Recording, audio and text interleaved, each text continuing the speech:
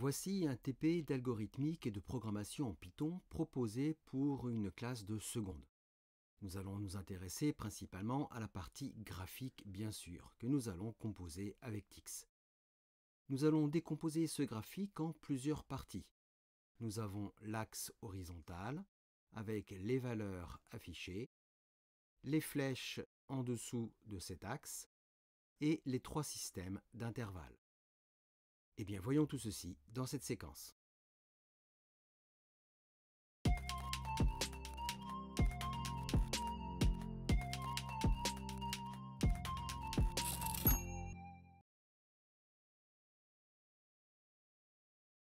Dans le préambule, nous avons plusieurs éléments à définir. Je déclare le package Tix, bien sûr, et le package wrapFig, qui nous permettra de créer l'habillage entre la figure et le texte. Je supprime l'indentation avec la commande setLength par indent à 0 point.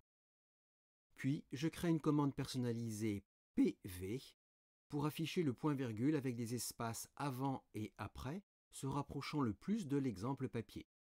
La commande EnsureMath permet de s'assurer d'un bon affichage en mode mathématique. Le premier élément de structure concerne l'habillage entre le texte et la figure. Nous utilisons l'environnement wrapFigure. Le premier argument, R, indique la position de la figure.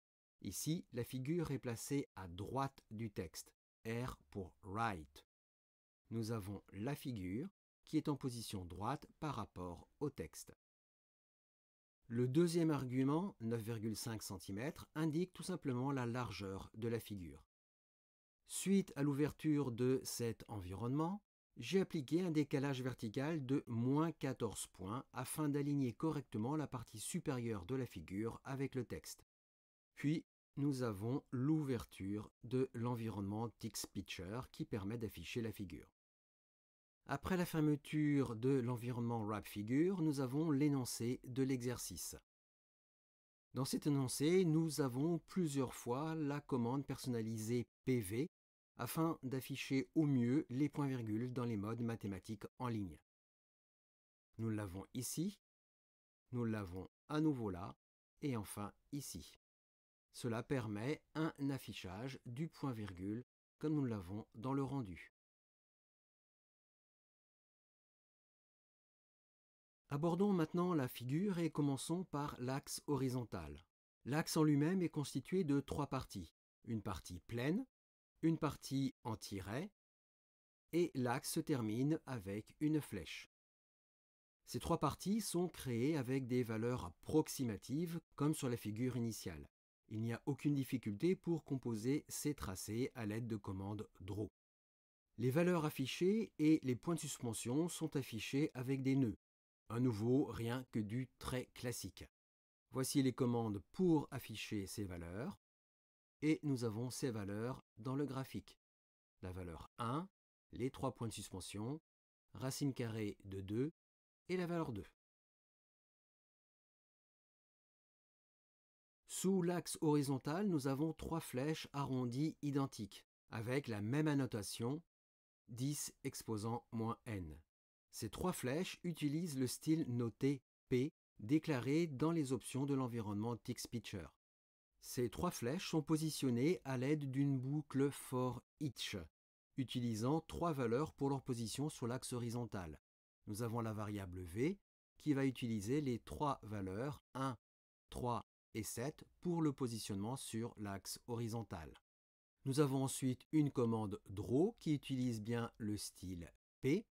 Et pour l'arrondi, nous utilisons les options out et in avec des valeurs de -45 degrés et plus 225 degrés.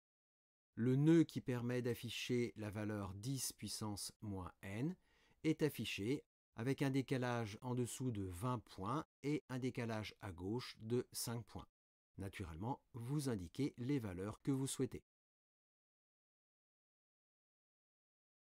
Passons maintenant aux 3 systèmes d'intervalles qui sont affichés au-dessus de l'axe horizontal. Nous remarquons que ces éléments sont presque identiques. Nous avons une première flèche qui part de l'axe horizontal. Ensuite, nous avons l'affichage de l'équation x au carré inférieur à 2 points d'interrogation.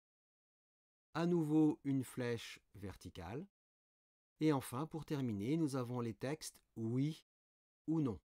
Et nous avons deux couleurs différentes, une couleur verte pour les deux premiers systèmes et une couleur rouge pour le dernier système. Nous avons donc trois paramètres différents: la position sur l'axe horizontal, la couleur rouge ou verte et le texte oui ou non. Et bien pour ce faire, nous allons utiliser une boucle for each avec ces trois variables. Nous avons ici notre boucle for each avec trois variables. Les trois variables sont séparées par un simple oblique, par un simple slash. Nous avons donc trois variables, x, c et t. X va permettre de déterminer la position horizontale, c va permettre de déterminer la couleur, et t va permettre de déterminer le texte. Et donc ces trois variables vont utiliser trois triplets. Nous les avons ici. Le premier triplet utilise la position à 3 cm, la couleur verte et le texte oui. Le deuxième triplet pour le deuxième système, une position à 7 cm, une couleur verte et un texte oui.